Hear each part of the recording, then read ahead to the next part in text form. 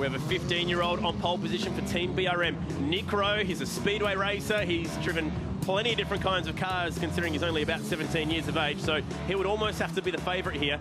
Jimmy Vernon will start behind him alongside Lewis Leeds. Finished third yesterday, doing a great job considering he's only 15 years of age as well. The two fast guys will come out of row 3.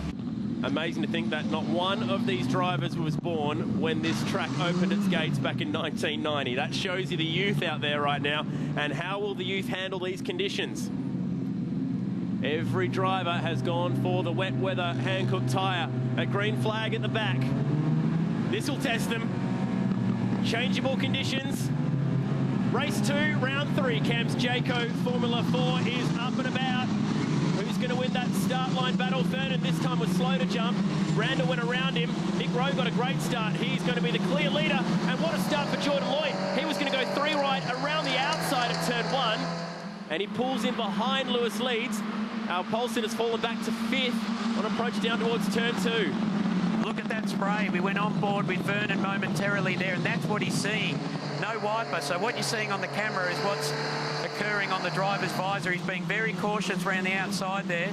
But Lewis Leeds and Jordan Lloyd have got the best of the starts. Nick Rowe out in front, and look, Lewis Leeds all over the back of him, but this is the real slippery part as you come down the hill here. Change of direction will be the tough part. Careful with the accelerator. Don't go putting your foot down too quickly. Randall's got up to 3rd and passed Jordan Lloyd. That was an interesting tactic. He went completely off the racing line, and sometimes, particularly at Sydney Motorsport Park, it's faster to do the opposite line where there's no rubber. So he went the outside and drove right around there, completely around the outside of Jordan Lloyd. So it'll be interesting to see if Jordan adopts that alternative line, which you can also do down here at turn 9. And where would he have learned that trick? Karting. Totally, that's exactly what they do in karting. They switch lines, and the outside lane, if you like, can be potentially faster. On board with Vernon. Let's see, he was flat all the way through the right-hander here in the dry. In the wet, it looks to be a different story. The Tool Force entry, a local driver. Oh, he's struggling in these conditions. Runs wide and Gretsch goes by. He's almost gone all the way to the back here. Good news, a clean first lap, and full credit to these young drivers to be able to get through. They've only done one out lap in the wet in one of these cars, and that was this morning. So they're doing a great job so far getting through in extremely tricky conditions. Will Brown makes a nice pass on Harry Hayek. That was good, just committed himself down the inside on the straight. He goes Love under brakes, pounces on Zane Goddard. That's a good move. Whoa, Will's gone in too deep there. So just outbraked himself a little bit. Oh. That's the corner where he and Lewis Leeds were having some fisticuffs yesterday. That was great racing between those two all race long. Leeds eventually got the better of him and finished 3rd. Back at the front, there's Rowe. Oh, Leeds running wide. He's got his teammate for company here. Yeah, Lewis just got right out on the slippery surface. Actually, probably hit the painted line there. I'd be surprised if he holds Thomas Randall up. He'll let his more experienced teammate through, and what he needs to do now is follow his wheel tracks, latch onto that gearbox and do exactly... Oh no, Jimmy Vernon's had a spin. That looks to be turn 5. Not sure. Oh, Rowe.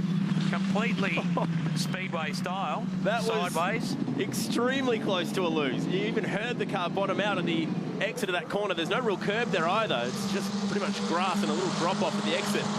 He's lucky to get away with that one, but he knows that he's got one of the more experienced guys behind him. Randall is approaching in a hurry. Thomas Randall is absolutely flying. He's setting faster sectors at the moment. Nick Rowe knew he made a mistake. He saw him just check the left mirror as he came out of turn 9. And look how much ground Thomas Randall's made just in that half a lap. He's having a bit of a look, just pulling out of the spray. Championship leader in 4th, winner of race 1 yesterday. At the last round, Randall and Lloyd shared the wins. Randall is on a charge here, trying to close in on the young West Aussie, Nick Rowe. Rowe's been doing plenty of racing around the world, including a wet race in Taiwan this year, so he's had a little bit of experience. Gee, Vernon was so slow to get going. Yeah, that's where he lost his momentum, didn't he? He just sat there with too much wheel spin. Young Tate Goddard also got a lot of wheel spin off the line. Unfortunate for our pole sitter. Here it is. Watch the world go whizzing by. Hear that? No drive traction at all. So he just had so much wheel spin. And probably just the way he released the clutch. Rather than slipping it, he might have actually just dumped that clutch. Let's see what happens here. Oh, he's just really struggling with the grip in that car. So potentially, he could have been one of those drivers that did an extra lap on a drying track in qualifying and just hurt those wets. Here it is. He's been picking up the throttle very early this weekend. And the engine stalled. So this is road. Look at this. That's a great save. It got away from him. Using all the road and a little bit more. As we say. And this has also gone down recently. Oh, big moment for Jordan Love.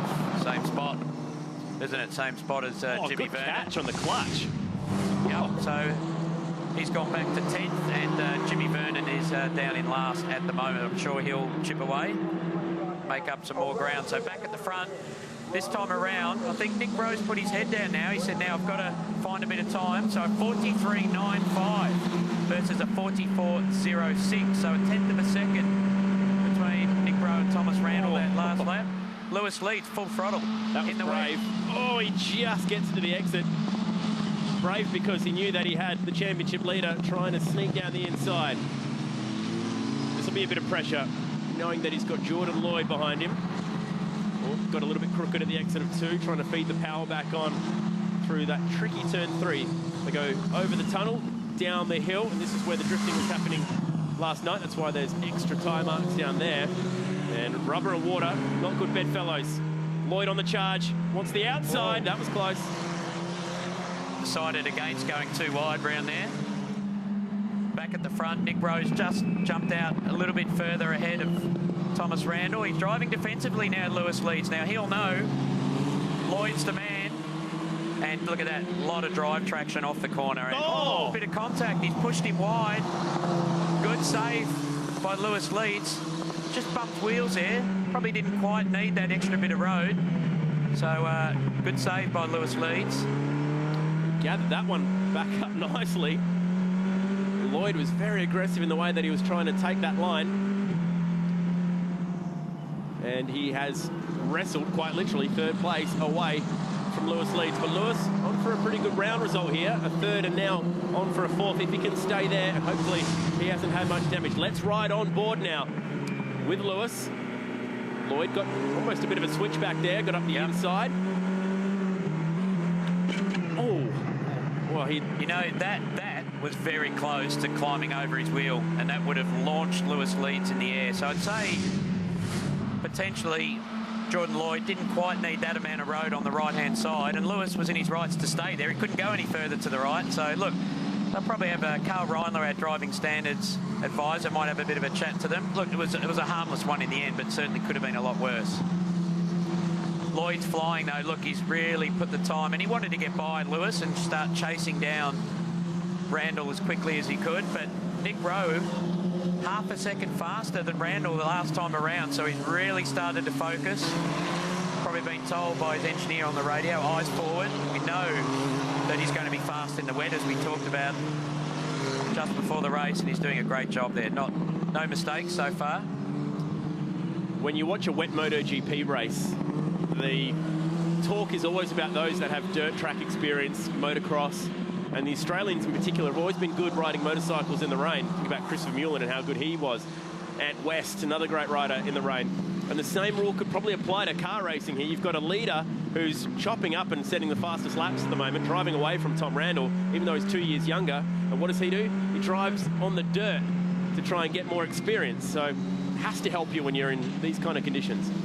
No doubt, absolutely. The kids that grow up in the country areas on paddocks, learning on the dirt, and then usually progress into karting like Nick Rowe did, certainly have that natural feel. And it's all about developing that seat of the pants feel for the car and be comfortable with the car moving around you. It's also driving in the wet fast is about being smooth with the steering, smooth with the throttle, not trying to get any. It looks spectacular when you're sideways, but it's not fast. I like the sparks in off the back of Tom Roach's car. It's cool, very Formula One circular. Bottoming out a little bit. Yeah. Early 90s. So speaking of Nicholas Rowe, look at that. He's 2.4 seconds ahead of Thomas Randall. So he's certainly got the speed in the wet. Will Brown has gathered it up, moved up into 5th. Harry Hayek, we saw that pass on Tom Gretsch. Here are the sparks once more. It's very Nigel Mansell. Just the rear of the car. So the car's run some wooden skid blocks underneath just to stop the floor actually touching the ground. So just getting very close to bottoming out there on the exit of the curb. Gretsch is still running with Harry Hayek, another rookie in the championship this year with that yellow number plate, doing a really solid job. Finished 3rd overall at Queensland Raceway. Oh, Gretsch getting very close to the back of Hayek. The Lang & Simmons car. Up over turn 7 they go. Can Gretsch chase him down and catch him? Not even at the halfway point yet of this one. Lap times a good 10 seconds slower than what we've seen in the drier conditions this weekend, which should come as no surprise. So this is a time certain race. So what we mean by that is it's 9:08 plus 1 lap. So we've got about 9 minutes remaining effectively. So it won't go the full distance. All of the Formula 4 and most national championship races for that matter are time certain. So it'll end up being a few laps short, I would imagine. Jordan Lloyd's in the pits. Lloyd is in the pits. So what's this about? Could be is it a mechanical? I can't see any black flag or any penalty given to him. Now, the championship leader has made the dive into pit lane. He's had a pretty flawless year so far, albeit from one mistake on the first lap of the championship. And since then, he's been just about unstoppable. And he's coming down pit lane very slowly. See what we can find out. Going to hemorrhage some points badly here. Pit limiter on. It's a drive-through. He's gone straight through, so we'll have to see if we can get communication. Well, it must have been for the incident with Lewis Leeds, but nothing popped up on timing about that one. That's an unusual one.